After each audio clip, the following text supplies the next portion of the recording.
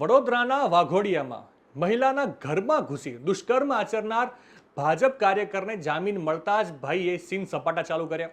September મહિનામાં આકાશ ગોહિલ નામના ભાજપ કાર્યકરે વાઘોડિયામાં મહિલા પર દુષ્કર્મ આચર્યું હતું.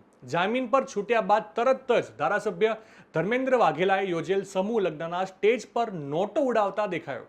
જે બાદ હવે નવો વિવાદ શરૂ થયો છે. મુખ્યમંત્રી જે સ્ટેજ પર જવાના છે ત્યાં આરોપીના ફુલહાર થતા કોંગ્રેસ પ્રવક્તાએ સવાલ ઉઠાવ્યા છે અને સવાલ ઉઠવા પણ જોઈએ. ગઈકાલે સાંજે સમૂહ લગ્નના ડાયરામાં આકાશ ગોહિલના ફુલહાર અને નોટો ઉછાળતો વિડીયો સામે આવ્યો હતો. આ મામલે કોંગ્રેસ પ્રવક્તા હેમાંગ રાવલે સવાલ ઉઠાવ્યા છે. તેમણે કહ્યું કે દુષ્કર્મનો આરોપી ભાજપના ધારાસભ્યનો ખાસ માણસ છે.